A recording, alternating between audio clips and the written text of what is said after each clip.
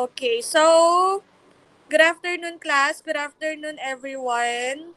We're here on our week 5, our module 5 session, and medyo marami akong ipapaliwanag ngayon para sa mga gagawin natin on the next week. But now, let's just have a short discussion about our topic at this module, as well as the reviewing of our topic last week.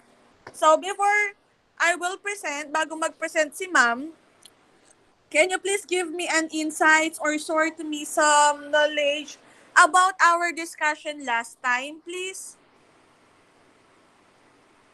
Anyone here? Yes, Erich? Preparing chips and dips po. Yes, very good. Tapos, Yes. What else? Okay. What else?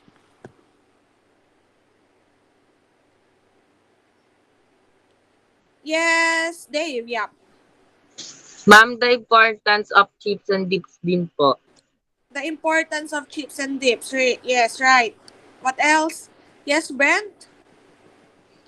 History po kung paano nagawa yung potato chips. Okay, very good. We discussed about the history on how the chips evolves. Yes, what else?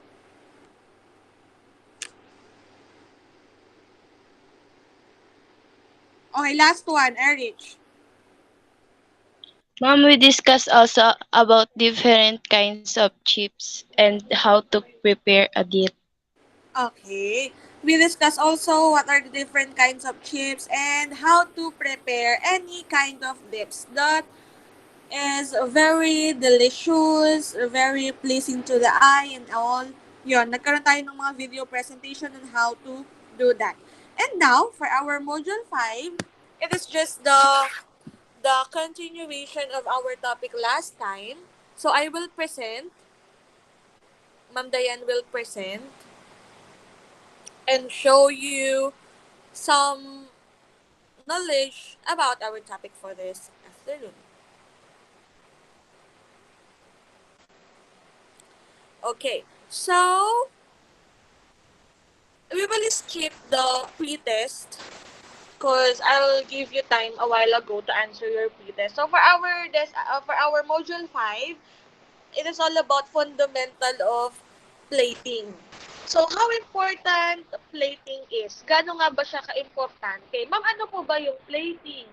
Plating is about the garnish or the presentation ng iyong product or ng iyong item inside the inside the as a whole, sorry, as a whole, kung gaano ba siya kaganda as a whole, and kung gaano ba siya kaayos in just one blink lang ay maa-appreciate mo siya. So, yun yung importance ng plating. At yun yung matatakal natin within the whole period. So, let's start and let's proceed.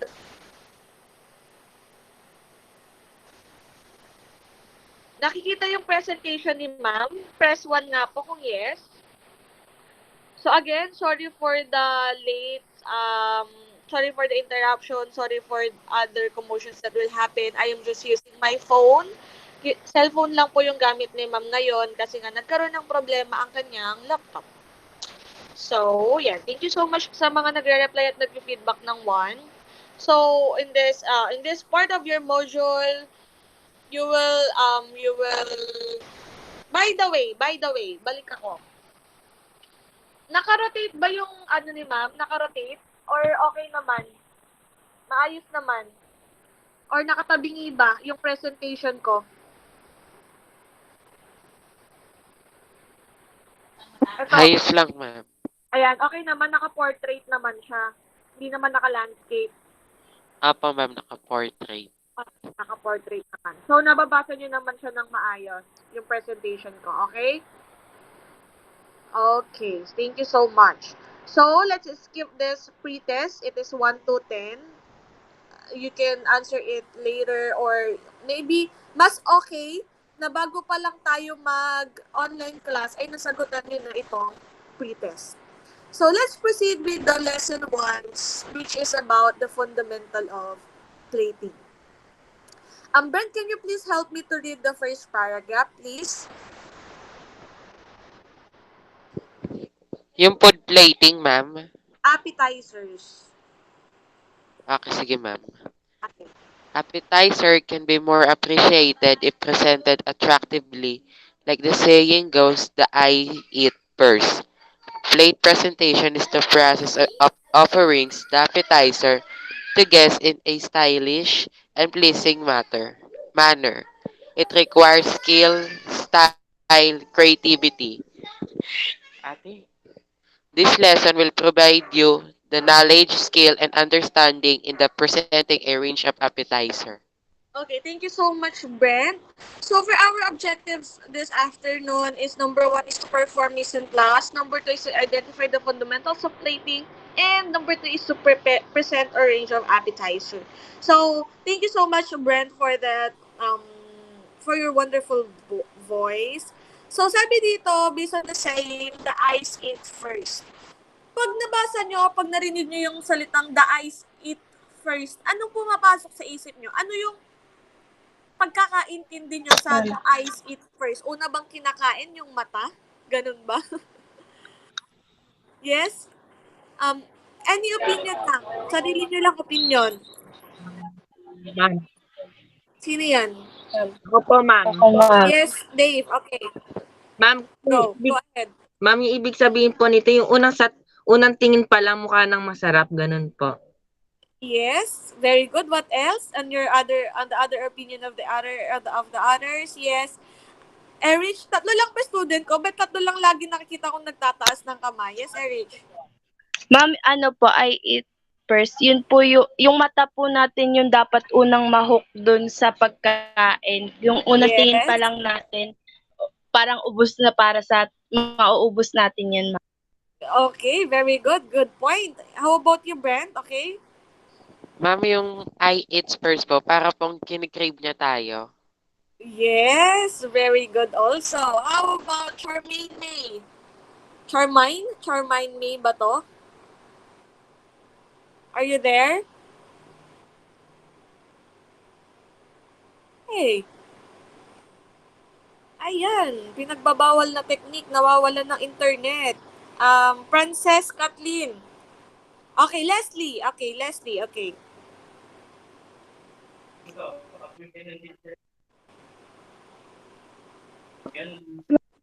Ma'am, pag po yung eyes eat first po, parang nabubusog na po tayo dun sa tingin pa lang po ng pagkain, tas yung pagkaka-plating po.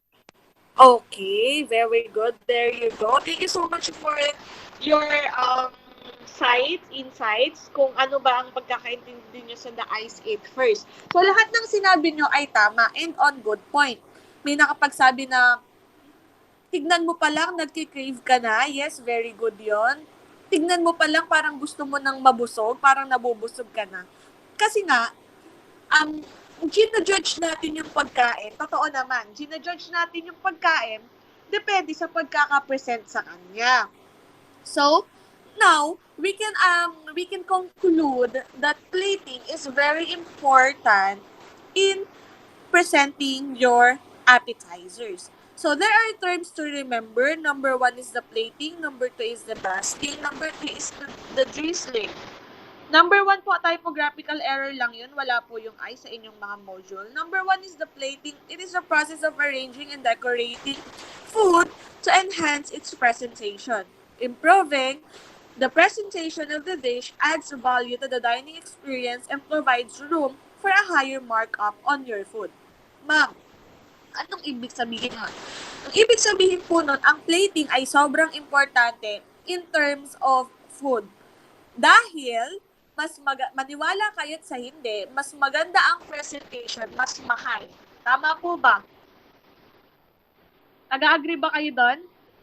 Because it provides room for a higher markup on your food. Ibig sabihin, mas mape-pressurean mo siya ng maganda pag meron siyang magandang plating. Oh, let's compare, let's try to evaluate the milk tea. Ang milk tea ba pag nakalagay sa lalagyanan ng pangsagogulaman, sa tingin nyo mabebenta siya ng 80 pesos? Yes or no?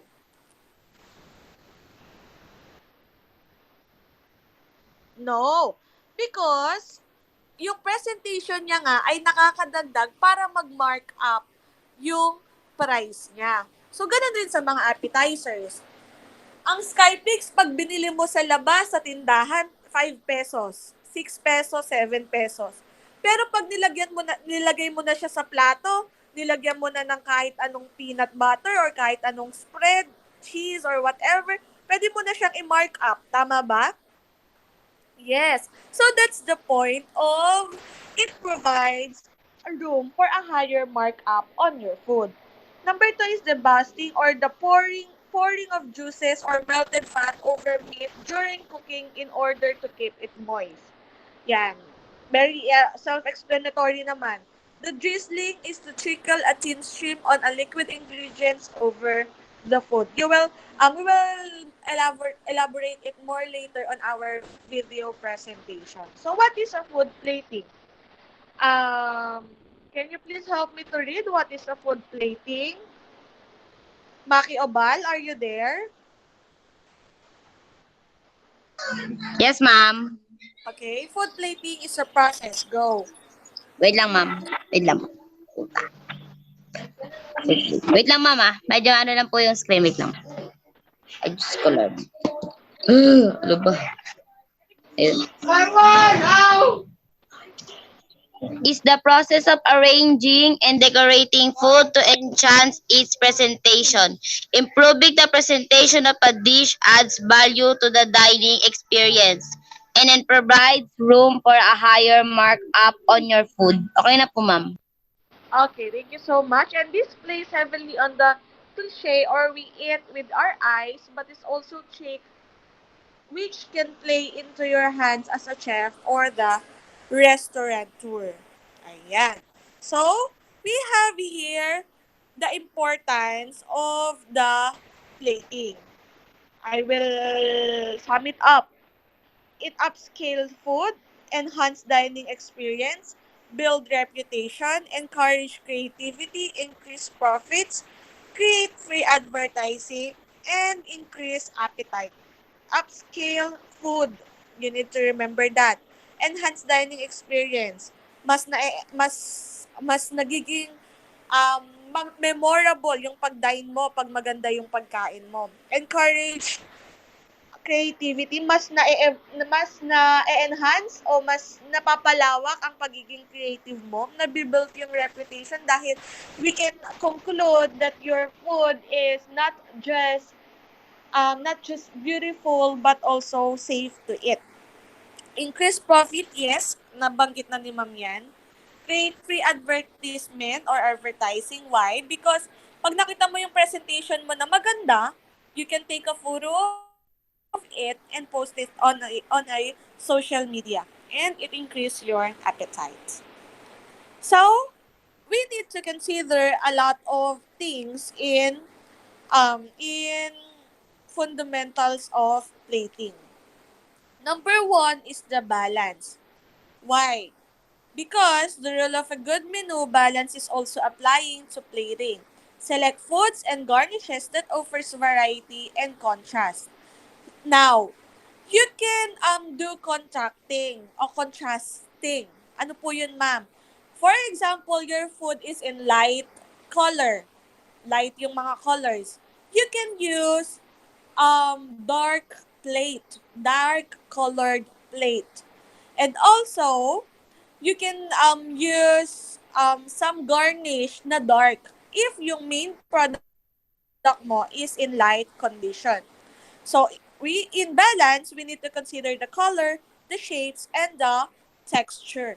2 or more colors on a plate are usually more interesting than one. Garnish is also important. In shapes, plan for variety of shapes and forms. Of course, we need to consider the shapes of the food. Why? For example, you do have fruits. Hindi mo naman i-represent yung fruits and vegetables mo ng hindi nakabalat, of course. i-represent mo siya ng maayos, ng nakabalat, and comes up with different shapes. You can do square, rectangle, or if you want a heart shape, if you have circle shape na pang mold, you can use that. The texture, no strictly visual consideration, and of course, the flavors. So, in the portion sizes, ibig sabihin lang nito, while we are presenting, we don't need to put a lot of product inside your plate. Hindi importante, hindi necessarily na punong-puno yung plato mo while you are presenting. Just a portion or a size of it that will undergo and will target your cost, okay na yon. Pasok na sa banga yun. Pwede na yon. So, next is the basic principle of platter presentation. Dave, can you please read number 1, please? Pa, Number Ma'am- 1. Presentation must have 3 elements. ma'am, wala po nag-a-appear sa screen ko. Okay, sorry. I will check. Hindi pala naka-present. Siguro nawawala yung presentation sa phone. Okay. Pero malinaw naman yung mga nabanggit ko kanina. Yes po. Naintindihan naman. Okay Opo. naman. Clear naman. Okay. So, balikan ko lang yun para malinaw rin ulit sa inyo. So, nasa module nyo naman to.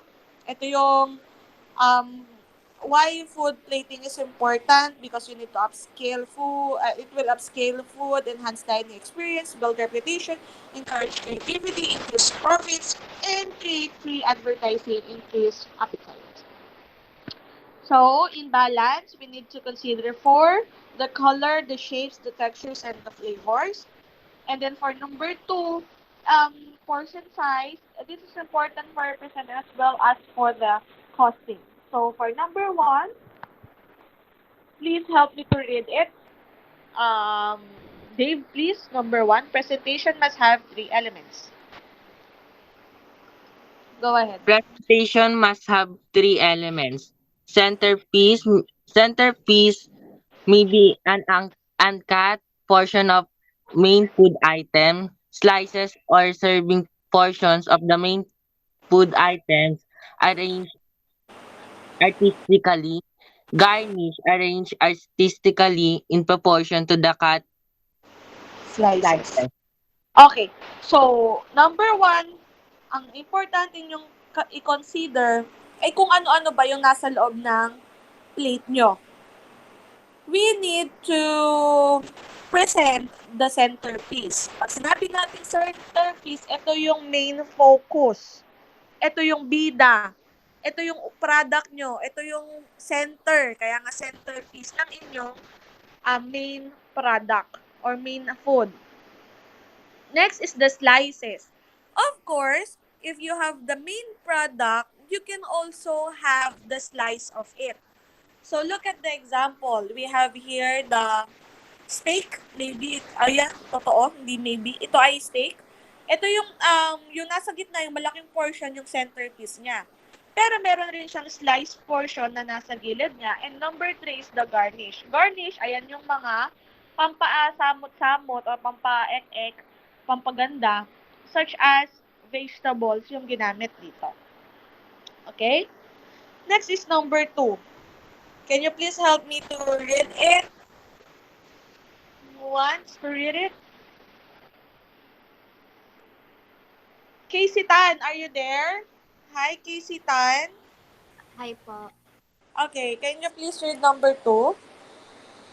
The food should be easy to handle and serve, so one portion can be removed without ruining the arrangement. Ayan. So, we need to consider in the basic principles of plating is that the food should be easy to handle and serve. So, one portion can be removed without ruining the arrangement. So, ibig sabihin, pag pinik mo daw yon, halimbawa, gusto mo lang kuhanin yung gulay. Pag pinik mo yung gulay or yung vegetables, dapat daw hindi hindi maaapektuhan yung buong presentation. So, importante daw yon. You need to consider that one portion can be removed without ruining or hindi nagugulo yung pagkaka-arrange nyo sa kanya. Number 3, can you please read it? Princess Justine. Number 3.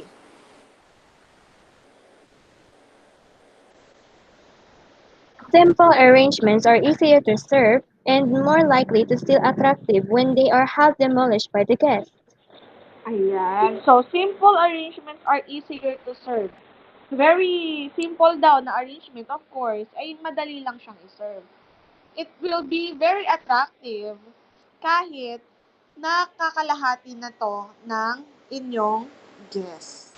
So, you need to consider that. Number 4, I will read it. Attractive clutter are made of metals, mirrors, china, or plastic or woods, presentable and suitable use for food. So, ibig sabihin lang nito, yung plate na gagamitin nyo can be in any form, but the importance of it is highly appreciated. And then number 5, it must be look attractive and appropriate not only by itself, but among the others' presentation in the table. Ibig sabihin, on the table, ibig sabihin, if you will present a lot of food at nasa long table siya, mas maganda kung meron siyang um, similarities ng design. Kasi, you will also consider the presentation of the others. Hindi pwedeng, ay, dito gusto ko pang Halloween yung style niya. Ay, dito gusto ko sa pagkain na to, gusto ko pang heart. No. You need to consider, and they must have unison presentation. Next is how to present food on a plate. When you are plating food, the goal is to create a dining experience that tempts all the senses, not just the plate. When food looks appetizing, the body actually produces more fluids that aid in nutrient absorption. So, you might even say that the beautiful food is more wholesome than food that doesn't look appealing. So, very self-explanatory. And starting with the beautiful food, you need to consider these points. Main point is to avoid the monochromatic color scheme. Pag sinabi natin monochromatic color scheme, you are just focusing on one color. Avoid daw natin yun kasi at least two colors and more is very pleasing to the eye. Next is to bring out vegetables' brightest colors. Of course, if you're gonna use vegetables, you need to use a fresh veggies. Pag nag-present ka, pag naglagay ka ng cabbage, hindi naman pwedeng bulok-bulok na cabbage yung ilagay mo. Pag naglagay ka ng kamatis, hindi naman pwedeng bulok-bulok na kamatis ang ilagay mo. But you can use a vegetable with the bright color. A green color leafy vegetables is a very good in presentation. Next consideration is to experiment with interesting shapes. What does it mean? A lot of shapes in your plate is very considerable. Cutting vegetables in interesting shapes can make simple become special. For example, the carrots. You can make it a star, you can make it a heart shape, an oval, an octagon, or whatever.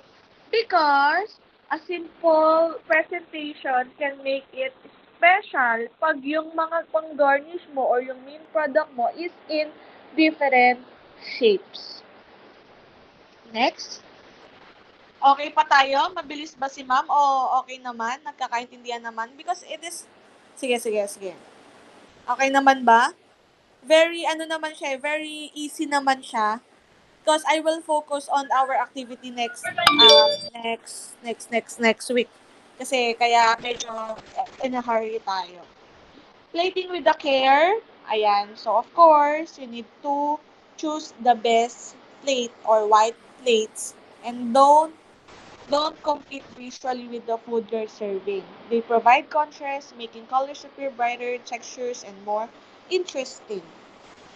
Visualize the finished plate. Consider how to present the main portion in relation with the side dish. Visualize nyo muna kung magiging maganda ba. Pag nilagyan ko ba to ng tuldok-tuldok, maganda ba o hindi? So, kung feeling mo hindi naman magiging maganda or hindi naman magiging successful, then don't do that. Ayan. Dito yung limit portion sizes. Only fill about 2/3. Ayan. Limit portion sizes. Ibig sabihin, you don't need to make your plate overloaded. As easy as that. So, next is the follow the rule of odds. Having an odd number of elements on a dish is more visually appealing than having an even number. It creates the impressions that plate of food is being far framed by the others. So, what does it mean? Kung meron kang pinipresent na food, and you can consider odd numbers. For example, at least 3 item lang yung nandun. 5, ano ba yung mga odd numbers? We have 1, 3, 5, 7, and 9, and so on. You can consider odd numbers in terms of item. Kasi daw, it creates the impression that the piece of food is being framed by the others. Next is the layer foods to add height. Ayan. So, yung pagpapatong-patong ng pagkain ay pwede din natin i-consider sa plating.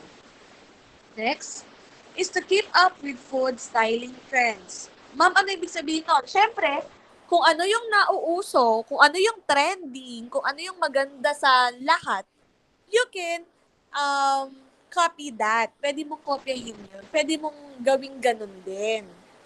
Kasi, napaglilipasan layo ng panahon. Halimbawa, ang usong pang-design mga flowers eh. Made of ganito, made of ganyan, made of vegetables na flowers. Kinakat po nila, tapos ginagawa pong bulaklak. Yun yung uso dati. But now, of course, ang pinapoint out lang dito is you need to be in. Kailangan naka-in ka rin sa mga trending na food styling. And then next is the adding appetizing touches such as the garnishing. Now, bago tayo mag-proceed, any question? Mabilis or carry naman? Okay naman? Okay naman. So, ngayon, medyo iniklian lang talaga ni ma'am yung discussion because I will discuss yung kailangan nating gawin. Kasi ito, plating, ito, madali lang naman siya. Basta maganda, pleasing to the eye, na-consider mo yung mga points na binigay ni ma'am, okay na yon, good na yon. Sanay ka na nun. Ibig sabihin, you can do your own plating na. Now, hindi na i-discuss ni ma'am yung susunod na mga activities kasi you will answer it na on your module and in other sheet of paper. But, please, before I end it up and explain the activities later na papaliwanag ko, can you please give me some insights kung ano ba yung natandaan nyo sa ating mga discuss? Just the summary of our discussion. Yes, Erich, please. Ma'am, fundamental plating is really important to do when you're serving food because it more tempts the person to eat your food. Okay, very good. Thank you so much. A good point. Yes, Dave. Ma'am, food plating is important to enhance the beauty and to give a high mark up in your food. Okay, thank you so much. So, also, sige, Ma'am Diane will sum it up na. Terms to remember, the plating, the basting, and the drizzling. And we have here the importance of food plating. we also discuss about the fundamental of plating, such as we need to consider the balance and the portion size. There are three parts of element of the food plate, such as the centerpiece, slices, and the garnish. And we need to consider the handling of the food.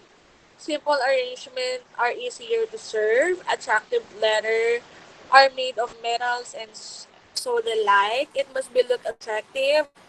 And we can also conclude that it will fall down, lahat yan nagfo-fall down lang sa mga same point. So we also discuss on how to present the food plate. Number 1 is to avoid monochromatic color scheme. Number 2 is to bring out the vegetable brightest colors. Number 3 is to experiment with interesting shades. Number 4 is the plating with care. Number 5 is to visualize the finished plate. Number 6 is to limit portion sizes. Number 7 is to follow the rules. Number 8 is to layer food and to add height. Number 9 is to keep up the food styling on trends. And number 10 is the adding appetizing touches. So now, yan yung mga na-discuss natin. And I will also ito naman, ayan, yung mga nasa module naman, it is very easy kasi makikita nyo yung sagot dyan sa pagbabakread nyo sa inyong module. We have here the identifications, the concept definition map, the try question approach, and then sa what can I do, maraming nagtatanong sa akin yan, hindi na po natin gagawin dahil may iba pong ipapagawa si ma'am. And then, the post test as well as the completely additional activities. Now, ma'am, ano po yung i-discuss nyo about our activities next week? So, next week, you will have a 3-week nakikita ba yung presentation ko? Ayan, hindi pa. Wala na. Ayan.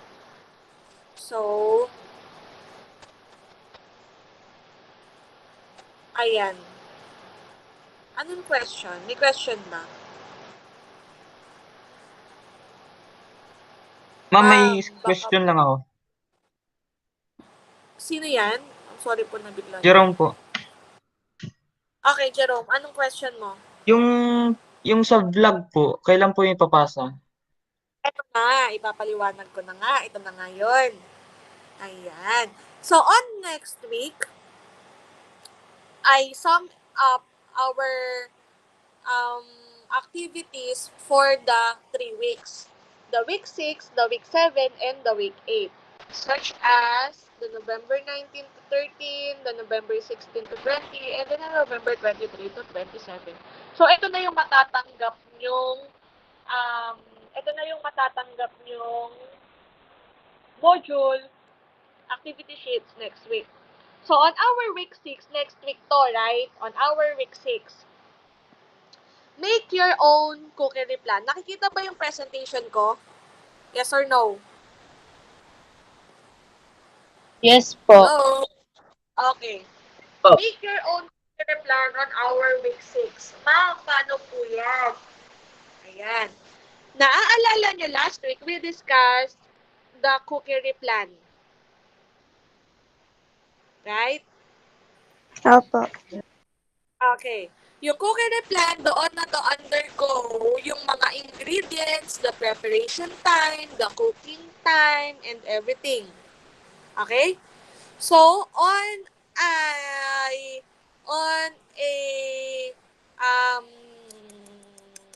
next week, you will prepare a short bond paper and art materials. Next week to, hindi nyo siya gagawin sa bahay. Ay, hindi nyo siya gagawin before our online class. Gagawin natin to actual on our online class. Okay? So, gagawin nyo lang, magpre-prepare lang kayo ng short bond paper. Okay? And art materials. Any kind of art materials. And you will do it in front of me, your cookery plan. And then, we will discuss later, next week we will i-discuss natin yung ginawa nyong cookery plan individually. Okay? So, bibigyan kayo ni ma'am ng 1 hour para sa paggawa ng cookery plan as well sa pagde-design, and you will present it individually on our stream. Okay? Question po sa week 6. Press 1 kung walang tanong.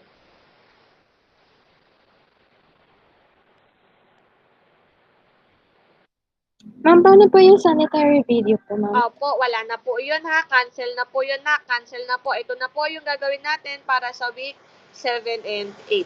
Okay? So, wala tayong tanong sa gagawin natin next week. Next, ang gagawin natin is yung sa week 7, after next week, is to create a video presentation vlog on how you will perform or present your cookery plan. So, since nung week 6, gumawa tayo ng cookery plan, sa week 7, gagawan nyo ng video yung ginawa yung cookery plan. For example, sa week 6 ko, ang ginawa kong cookery plan is the chips and dips a la Del Monte. For example lang, chips and dips a la Del Monte, yung ginawa ko sa week 6. So, ibig kong sabihin, sa week 7, gagawa ako ng vlog. Sa week 7, gagawa ako ng vlog na tungkol sa chips and dips a la Del Monte. Paano ba yung pagbablog pag nagluluto? Okay, una, pinapakita yung gamit. Pangalawa, ang pinapakita kung paano gawin. As in, video vlog presentation talaga. Alam niyo naman, kung gusto niyo bida kayo, okay lang. Hi guys, kung gusto niyo hindi kayo nakikita yung niluluto lang, okay lang din. Okay po? Ano po gagawin natin yan during online class? During online class, kayo mag-video. Pinapanood ko kayo kung paano kayo mag-video. Para rin, na-assist ko kayo kung tama ba yung mga ginagawa ninyo.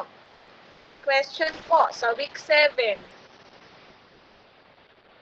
Press 1 kung walang tanong. Okay. And on week 8, ayan, dito na i-evaluate yung performance task nyo. And paano po yun, ma'am? You will upload your vlog on our Facebook group na sa Luisa Integrated School Junior High School na merong 1,000 plus members na yun eh. Alam niyo yun? Nakikita nyo ba yun? Hindi yung community ha, hindi yung grade 9 community. Yung mismong main group ng sa Luisa Integrated School Junior High School. Nakikita nyo yun? Alam nyo yun? Open your mind. Yes po. Okay, alam nyo yun. Okay, good. Meron ng ginawang album si Ma'am doon na nakalagay na yung section nyo.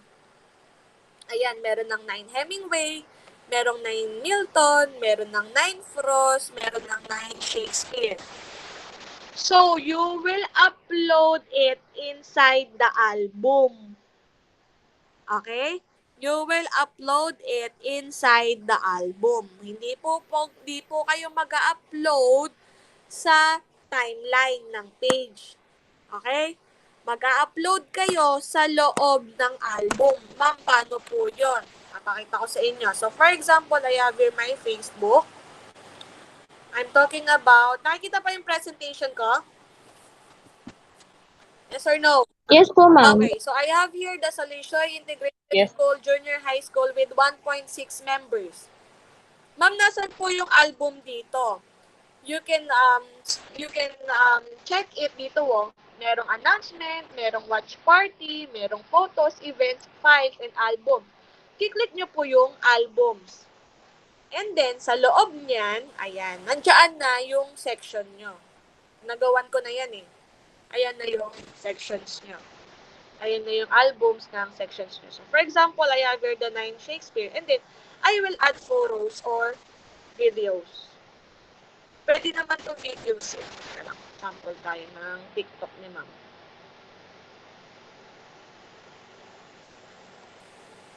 Ayun lang, wala. Teka lang, camera roll.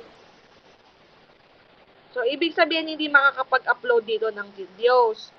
Kasi walang lumalabas na videos. Or, I will try. Ayan, wala nga. So, hindi ka pwede pala dyan mag-add. So, ang gagawin mo is to upload here, photo or video. Ayan, nakikita ha, sure kayo ha. Ayan, for example, this one. And then done. Hala, hindi makakapili. But anyway, siguro sa laptop, kano naman pag wala naman kayong laptop, no? Okay, I will check it muna. I will try it muna para mas ma-explain ko sa inyo later. Titry ko siya ng via laptop and via phone. And then I will explain it na lang per section. Okay po ba 'yon? Kung saan niyo siya i-upload. Okay? Okay, any question before we end this class?